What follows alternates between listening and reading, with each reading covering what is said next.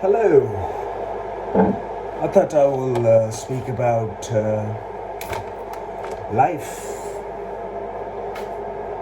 Yes, I'm doing my breakfast, banana.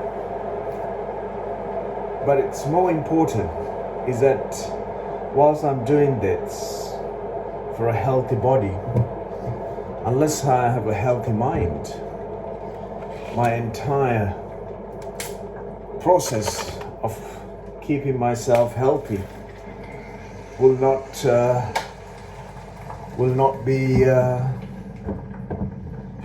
come true. Why? Because ultimately, no matter what you eat and what you do and what you educated with, if you are unable to understand that this body and that this mind, the husk has to go back to earth, is determined by a peaceful, undiscriminatory, and one word is enough, right? Undiscriminatory mind to embrace life. When I say undiscriminatory mind, that means everything that you are is through your education. Your insufficient knowledge, insufficient upbringing, insufficient. I'm raised. People call I'm raised as a religious person. I'm raised as a Christian, Buddhist. I'm raised as so and so. I'm raised with a masculinity, a femininity. All of these are identities that are good for our survival.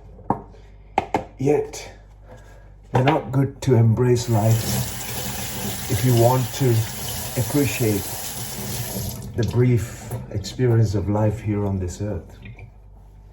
And so many people are writing to me asking, where are you from? The problem is that wherever I come from, I have to go back to one place when I'm no longer breathing. And that is back to soil, back to our earth. No matter what you wear, what you hold on to, what you eat, how you package them, and what is in it. And all of this actually comes from soil, comes from this earth.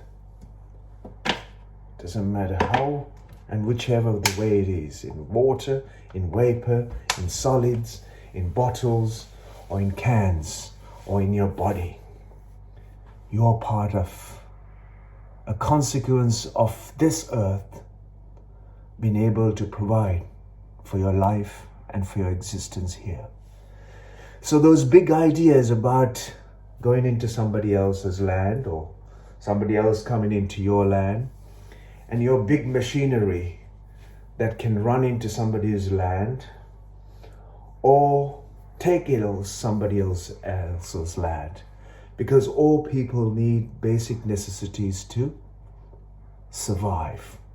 Clean air, clean water, arable land, and so-called energy now, because without energy, I won't be able to turn this into a smoothie.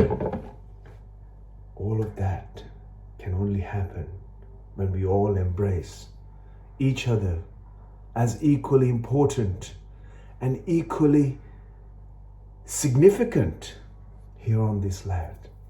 When I say, if you don't give importance to the soil and to the planet and would not have a conscious, responsible actions in whatever we do in government or in religion or in politics or in education, or whatever you may do, whatever you may not do, will ultimately determine who we are and our survival and our existence here on this planet.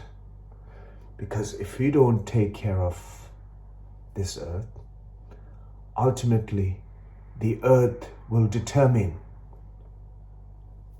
its life, and it will continue life human species may pay a big price. I hope that will not be the case when it comes to an educated human, a cerebrally evolved human being, cerebrally evolved human species may find different ways of conducting themselves so that they don't become the problem here on this earth. There are no problems of the world. The sun came up here. It's setting somewhere else in the far east. No matter which way you look at, the human construct should work for our own well-being and our good. Not separating, dividing, politicizing, religionizing. Discrimination is the key component that comes out of education, it seems.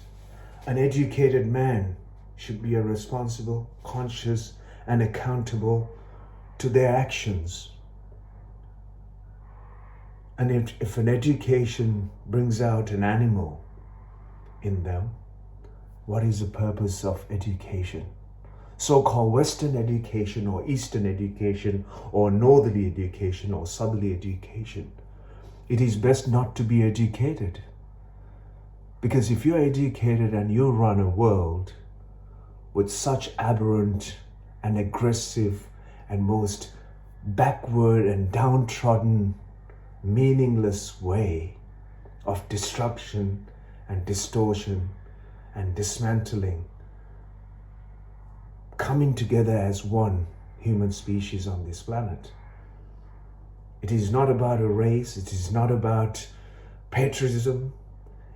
It is that you have pledged allegiance and the very importance of who you are to the Mother Earth, to the soil, to the water, to the air, and not to pollute it.